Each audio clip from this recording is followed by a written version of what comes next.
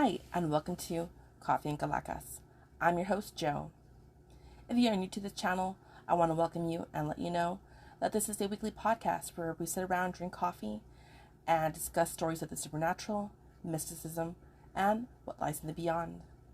If this interests you, I hope you stick around, and I hope you enjoy the show. Thank you. Hi, and welcome back. So this is going to be a short episode. Nothing too long. Sorry about last week, but if you saw the Instagram post, then you did see that my grandmother did pass away.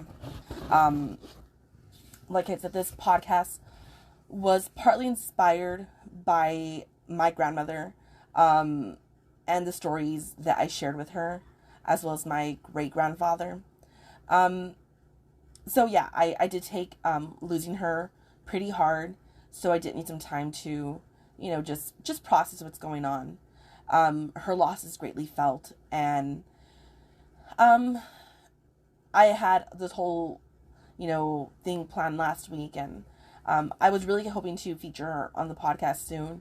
I knew that she was pretty sick, but didn't think it was going to happen so fast, especially right now during the holidays. So, her loss is greatly felt, Anyways, something that my grandma would always say growing up, was if something were to happen to me, don't sit down and just cry about it. Like, continue on with your life. And if there's a party, go to the party, like, don't let my death, hold you back. Not that her death is holding me back. But I didn't need time to process. But either way, I know my grandma would want me to do at least, another episode. And this episode I do dedicate to her because it is partly inspired by her. If that, right? So this actual episode, I had considered doing it last week. So if you are Catholic, then you are aware that on the 12th, was the Virgen de Guadalupe Day. So, if you are not familiar with that, there is a day in Mexico where they celebrate the Virgin of Guadalupe. The reason they do that is because on December the 9th, the Virgin appeared to Juan Diego and made her presence known to him, and she was officially, recognized by the church, I believe, on the 12th because he brought some roses, and we'll get into this. But this is why, right? And like I said, I want to do this last week for that reason. I had planned to get some visuals and all this other stuff, but it didn't work out. Anyway, so it's not going to be just about La Virgen de Guadalupe. It's going to be about apparitions of the Virgin Mary. This is what the episode's about. Apparitions of the Virgin Mary. And you're probably thinking, well, what apparitions? If you're not familiar. Apparently, around the world, apparitions of the Virgin Mary do happen, and they happen, not necessarily quite often, but they do happen, just about everywhere. We've had some in France, and Portugal, and Mexico, and even one in Brownsville, Texas. So you're thinking, wait, what happened in Brownsville, Texas? And we'll get to that too. Like I said, it's not going to be a very long episode. I'm going to try to go through this pretty fast. But, if you are a believer in the Virgin Mary, that's great. I am too. And if you're not, that's fine too. Not everyone believes. But, there's stuff that is recorded in history, and some stuff you can't dispute. And, this might be, one of those. So, this is not necessarily, supernatural. Maybe it's mysticism. Maybe it's something, that's very mystical, and, that's something we're going to discuss here. I don't have a cup of coffee today. Sadly, I did not make one, but I do plan to get a cup of coffee after this. So if you are down to go to get a cup of coffee, let me know. Yeah, so the Virgin of Guadalupe, is from Mexico, and last week was her namesake day, or on Sunday was her namesake day. Also on Sunday, we did lose Vicente Fernandez, and if you are a fan like I am, that's a hard loss too. And I believe on the 9th we lost Carmen Salinas, and that was also a hard loss. She was also one of my favorite actresses. Then Anne Rice also passed away on Sunday as well. So it's just been a week of, losses, starting with my grandma on. And a little joke I had with my family was, it's because my grandma took him, She wanted Carmen Salinas over there because she, loves her and wanted to, watch her, act. Then she took Chente because, who doesn't love Chente singing? And, Anne Rice because, well, why not? She's like, come on down. I know that's not true, that happens, but it's a nice little way to be able to cope with loss. Just imagine, it, your loved one partying it up there or wherever they are, wherever, you feel, they rest. And yeah, I do believe my grandmother's resting somewhere comfortably and enjoying herself with, one with my grandfather, with her family, with, all these awesome, singers and actors and writers, and, she's having a great time. So that is a way I comfort myself. And, honestly, why not, right? Why can't we, experience death in a magnificent way where we can just, place everyone we love in awe and have them enjoying themselves and, not feeling, hey, I've left my loved ones behind, because, we're behind, but they have a right to go and have fun. So let's begin. So the Virgin Mary, like I said, has appeared in many places. Like in France, she believed in the Grotto of Lourdes. She appeared there to Saint Bernadette. She's a saint now. She wasn't a saint before, but she's a saint now. She appeared to Saint Bernadette, and the reason she appeared was to have people. She wanted something built there, a church, a chapel, where people could go and pray. In Portugal, I believe in the city of Fatima. Let me just make sure on that one. I'm sorry you hear my dogs bark. They're a little on edge. They too feel something's off, and so they act a little crazy. So if you hear them bark or if you hear them, just making noises, please excuse them. They don't know any better. They don't know that, I'm recording right now. They should be quiet. If that were, if they understood, hey, silence, they probably wouldn't. Yeah, it happened in Fatima, Portugal. Okay. This is why she is called the Lady of Fatima. So from what I've understood, yes, I'm Catholic, but I'm not a very good practicing Catholic, you could say. So I don't always read the Bible. I don't always pray the rosary. I often forget how the prayers go, but I do try my best to, watch Mass on Sundays online. I'm not going in person, but I do try my best. It doesn't always happen, but, my heart is in the right place, to say the least. So yeah, some of these, I may not know the whole history of everything, and one day I'll probably bring someone out here who can explain the history. Today's not that day though. Today you just get me. So anyways, with the apparitions of each, it's the same, Mary's the same Mary, okay? But they give her an extra title when she appears in a certain place. Except for Brownsville. I'll give you a reason on that. So, Our Lady of Fatima is called Our Lady of Fatima because she appeared in Fatima, Portugal. Our Lady of Lourdes is Our Lady of Lourdes because she appeared in Lourdes, France. Our Lady of Guadalupe, I'm not sure exactly why. I couldn't find much info why she's called. I think that's how she presented herself, as Guadalupe. That is why she's not called Our Lady of, of Mexico or something. But so what I'm going at here is that often with each apparition, you have a she comes asking people to pray. That's what she wants. With each apparition, she wants people to think about what's going on in the current time and pray. And in the Lady of in Our Lady of Fatima, I do believe she had told 3 children, and only they could see her though. Only they could see her. All 3 could see her. That they needed to tell the world to pray, and they need to pray the rosary, and that praying the rosary would help them, with their salvation. Now, again, I'm not saying you have to do this, and I'm not saying that each, that's a belief that everyone goes by, and it really isn't. But a lot of people do find comfort in prayer, and that is something that Catholics do believe in. The power of the rosary, the power of prayer.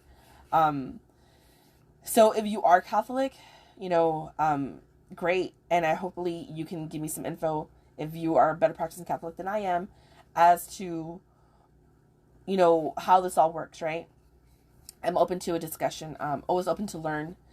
So yeah, from what I've gathered was that she told these kids, I need you to tell the world that they need to pray, that they need to pray the rosary, and I believe she told them how the world would end, but from what I understood, that's kept hidden in by the Vatican. Who knows? Hey, the Vatican's a little shady sometimes. And I'm not saying it's true, but it's true. I mean, there's always a little kernel of truth to everything, if you really do believe in that. So yeah, let's transport ourselves to Mexico. And in Mexico, the story goes that Juan Diego was his peasant, and he was I believe more like mixto. He had a bit of like those Indian, native roots to him. Those I'm not exactly sure how they worded it, but he was very like Aztec, Mayan, kind of thing. Well, not necessarily Mayan, Aztec. He had those indigenous roots to him. So yeah, he was a peasant of sorts, and in sort of like this dry land, he's walking, and what happens is that the Virgin Mary appears to him, and she tells him, I need you to go to the church and tell the priest there that we need a church built here in this location. And he was like, oh, okay, I'll go and do that. And she didn't tell him who she was, but she did give him a message. So he goes to the bishop in the town and tells him, hey, this is what's going on. I need you, this person appeared to me, and she says she's the Virgin Mary. Or, well, he doesn't say that that's who she is, because, like I said, she never actually tells him who she was right away. So he goes, and, the bishop's like, dude, you're crazy. Get out of here. You're wasting my time. So he leaves, and he's disappointed. And I think she appears to him again on the next day. And, she tells him, I need you to, again, go to the bishop and tell him, this is happening. I need you to make this church. And so, again, he goes ahead and tells the bishop this is what's going on. Bishop's like, again, you're losing it. You're wasting my time. Stop coming here. And sends him away. So the following day, he was supposed to meet with the Virgin again in the same spot around the same time, but his uncle was sick, and he was very concerned about his uncle, so he didn't go, and he's taking care of his uncle. And I believe he leaves that area to go somewhere to go get a doctor, and on his way to find a doctor for his uncle, because he felt his uncle was gonna die at that moment, the Virgin Mary appears again, and she tells him, you didn't meet me, what's going on? And he tells her, my uncle's dying, and I'm trying to find a doctor to, make him comfortable. And she's like, worry not no more. Go find the bishop and do what I'm asking you to do one more time. By the time you get home, your uncle will be healed. So apparently, she appears to the uncle in person, and to him, she reveals who she is. And I think that's when she says that she's, Guadalupe. She's the Virgin Mary, and she's come to save him and, intercede for him. And sure enough, by the time Juan Diego gets back home, his uncle's healed. Like, his uncle's like, boy, I'm golden, someone came, I'm healed. Let's go tell the bishop.